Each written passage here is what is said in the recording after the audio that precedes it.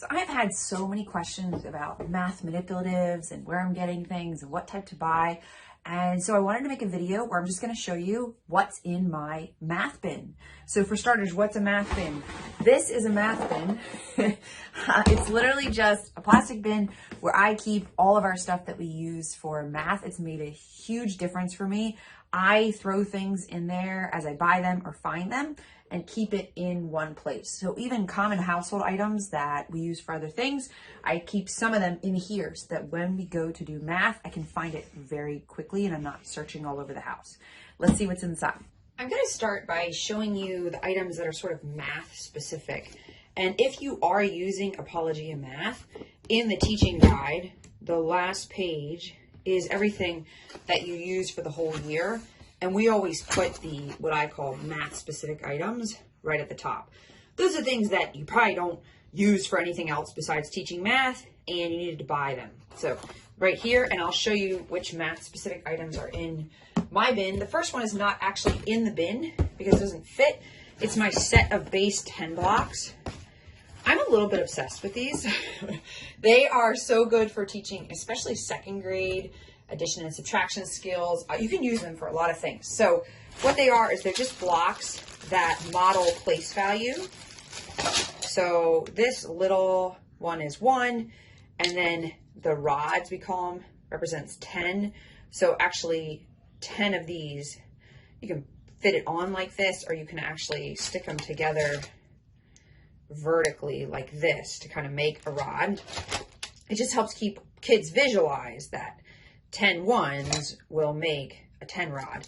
And then there's the 100 flats that look like this. And then I have the 1000 cube. The 1000 cube isn't as necessary. Sometimes I see sets that don't have this, and I don't think that that's like a deal breaker. I just love this set, and of course I have it linked below. Not all sets kind of interlock like mine, and I think that's a really nice feature because my kids like to build with them, kind of like this, or they stack them like I showed you earlier vertically, kind of like this, and when they stack 10 together, it exactly equals the 10 rod. So they like that, kind of pops together that relationship.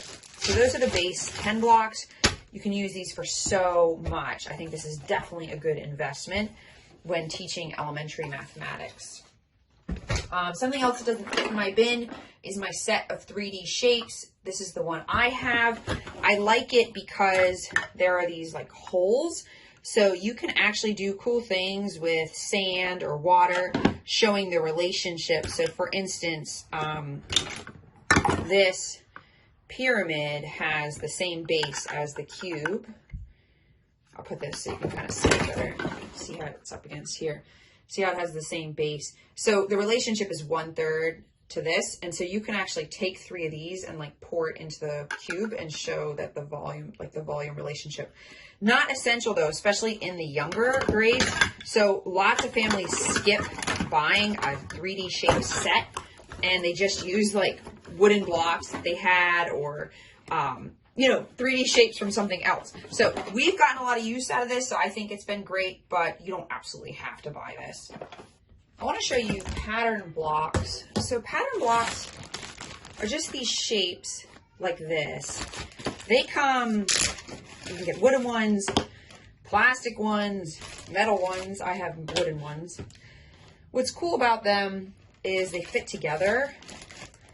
So the sides are in like a nice ratio.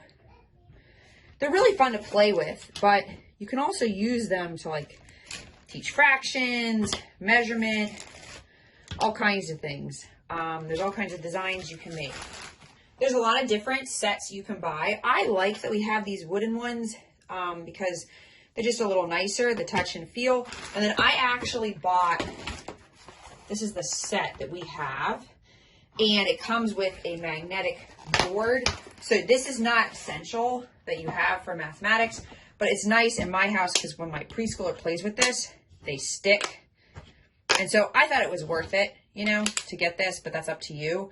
Obviously, you don't need the board to teach mathematics. It just kind of keeps it more organized. So I keep the blocks in my bin so that we have them, but then the board obviously doesn't fit in the bin.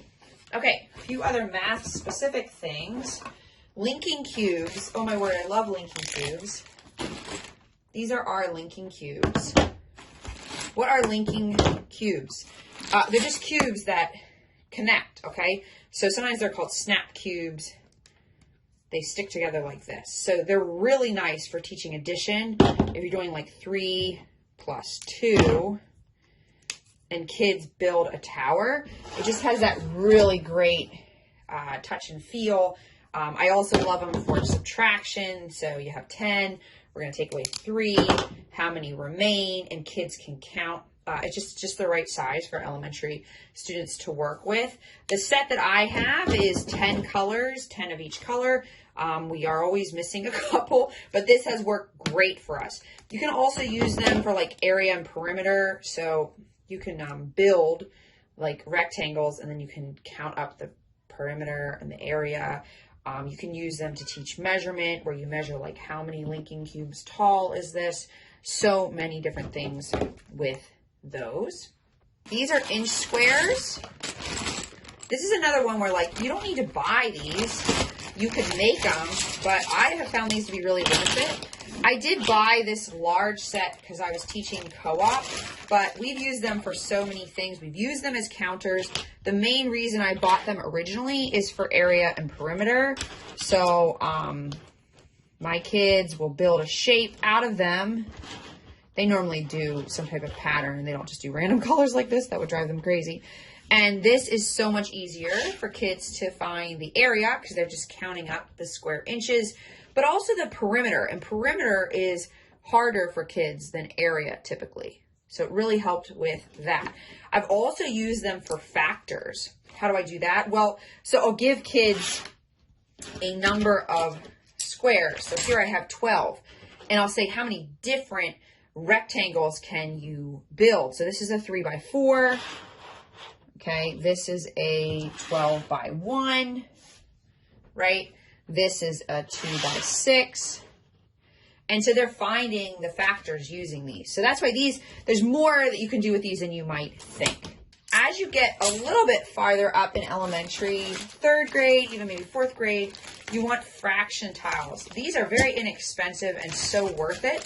So it's pretty simple idea. This is the 1 tile. And then the half tiles fit like this, okay? Mine are like a nice thick plastic. Sometimes they come with a magnetic board. I didn't buy that kind. These have been fine. What's so great about them? They help kids really visualize relationships and they can move the tiles around. So one of the most obvious applications is they can help you find equivalent fractions, which is huge. So for instance, if I take 2 6, that's 2 6, that will equal 1/3, right? This is so concrete for kids and it just really helps. You can do it with addition, right? Like you can add 1/5 and 1/6 and then line up other fractions to find the sum. You can use it to simplify. You get your money's worth out of these. They're so great. And I think like for what it would take you to create it yourself, just grab a set, right? You'll probably use it a little bit in 3rd, 4th, 5th, 6th, you know, get a lot of mileage out of it. When your kid gets up a little bit in upper elementary, they'll need a compass and a protractor. Okay, a lot of times at back to school time, they sell these as a set on sale. It does not really matter too much. The compass is pretty much standard, right? As long as you don't get a really cheap one where it moves everywhere. The protractor, I guess a few tips. You want them to be able to read it clearly. Sometimes they have that piece that moves for them to draw the angles. I personally haven't found that particularly helpful. So this one's worked pretty well for us. Funnel, just because sometimes we need a funnel for math activities and I don't want to have to be looking for it everywhere. Oh, this is a 4-operation calculator. So sometimes when I say 4-operation calculator, people are like, what does that mean? It just means addition, subtraction, multiplication, and division. There's more than that on this one, but this is like a really inexpensive calculator for kids to start checking their work in upper elementary or for them to find patterns. So calculators can be good where like, okay, just keep adding 8 and see if you see any patterns, that type of thing.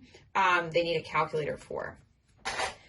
Flashcards. I get so many questions about flashcards. And at first, when I was getting all these questions about, well, what brand of flashcards you use, I was like, just grab anything. And then people showed me some pictures of what they were grabbing. I'm like, oh no, those are actually not very good. So I'll show you. This is ours. I'm linking it below. And let me tell you why I like these. So I grabbed these sets primarily because they went up to 20. So they have the bigger sums, like 8 plus 9, which is harder for kids. And the same with the subtraction. All right, it had that weird like teen subtraction that's trickier for kids.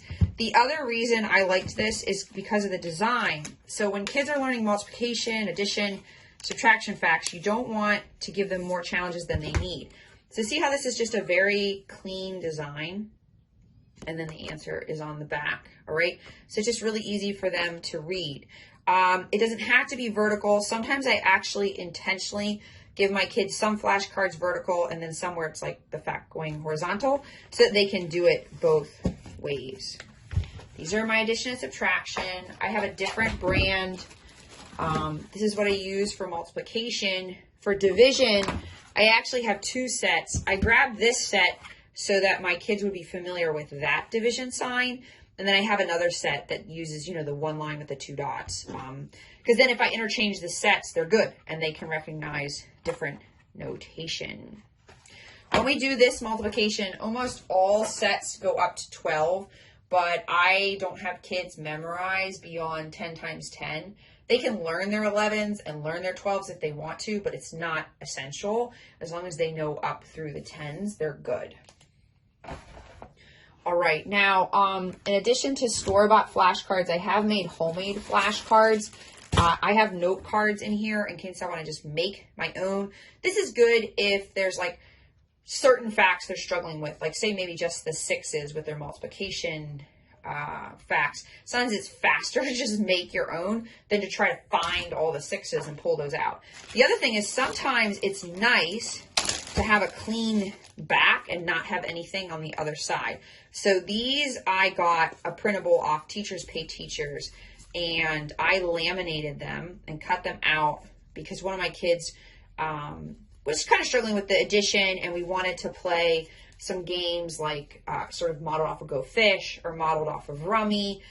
All those games are in Apology and Math, if you're curious. And it was just really nice to have a card that didn't have anything on the back. That said, there's no answer. So I was sitting right there with them and could help them with the answers.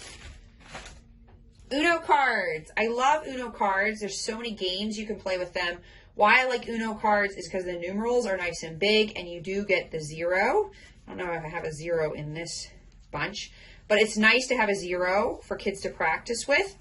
I actually separated out one cheap set of Uno cards with just the numbers, and I keep this in my math bin, and we have a different set of Uno that we actually play with. So you can find Uno cards like very affordably. All right, what else is in here? I have straws. The reason I have straws is for teaching angles and triangles. So they can be really good for like forming the legs of a triangle or having kids act out acute angle, right obtuse. A lot of this stuff that I'm referencing is in Apology and Math in detail. I'm just giving a quick overview. Dice. So I keep dice in here. I actually just bought a set of dice. It wasn't that much money. It was so worth it instead of like grabbing dice out of all of our games. So I keep these in here. I also have some where I've changed the numbers to make it higher. This is a little well loved, so it's kind of coming off a little bit. But I just covered a die in masking tape and I made the numbers higher because we were trying to practice higher facts. These are so cool. My editor sent these to me as a gift. It's a die within a die. I don't know if you can see it. These are fun. So we use these sometimes for math games just for added fun. I also bought, I don't know, these are at the dollar store and I just got excited. I have these other kinds, so they're all in here. So many things. Sometimes I don't even know what all is in here. I have stickers because sometimes we want stickers for showing different amounts or just like saying good job. I have dominoes. Dominoes, it doesn't matter what kind of set you get. I will say I've been surprised how much dominoes cost sometimes. So if you ever see them like at a yard sale or at a thrift store, just grab a set. And then you can use them for lots of different games. Like I like to use them for fractions. So like this would be 2/3. I even have like a really fun game where you use it as an improper fraction, 3/2, and then you have to convert it to 1.5. But there's way more than that you can do with dominoes. Just try not to spend a ton of money if you don't have to, right? Spend that money on something else. This is a dollar store hack. See if you can see these. These are just blank dots, and I use these to write numbers. Well, actually, I think one of my kids maybe was writing numbers because a few of them are backwards. But sometimes what I do, if they are tired of writing and they're doing math, is I will write number stickers and then they can just stick the answer on, and they love it. They get really excited, and it's $1 for a little pack. So winning. What else do I have in here? Oh my gosh, this is our beloved dried chickpeas from 6 years ago. We use these as counters. So cheap, right? So that's like early elementary, kindergarten. I have popsicle sticks, Brads, more lively counters. So my daughter like really appreciated having like fun beads or like cool things to do her early elementary math with. Got paper clips. What else do I have in here that's interesting? Oh, these are really fun. So I grabbed these again at the dollar store, these little cups. We use them for so many things. So when they are very young, I would say like put 9 counters in here, right? We also use it for putting the numbers in order. So here's the teen numbers, and I had like 20, and I'd scramble them. They had to put the numbers in order. So these are a lot of fun for that. I think the last thing I'll show you is some of my game boards. So in Apology of Math, in the back, here's level 4 as an example. In the back of the teaching guide are all these like game boards that you use for different things. So I pick out the ones that I know we're going to use a lot. So like in this level, it would probably be like this fishbowl game is really fun. And I will laminate them. So I have, this is one of the first grade games, laminated. I've also done, the inexpensive version of laminating, which is putting it in a sheet protector. So this is one of the 3rd grade games. So I have these. And then when my next child comes through, I have all this ready, or just like, it's nice and durable. So this one in particular, make that number one way or another. It's one of our favorite games. We play this during the summer. So I just have all these. This is another fun one. And our number fact groups. And so these just go in my math bin on the side, and I can grab it. All right, that's what's in my math bin. Post comments if you have anything you're like, this would be a great addition, or let me know if you have questions.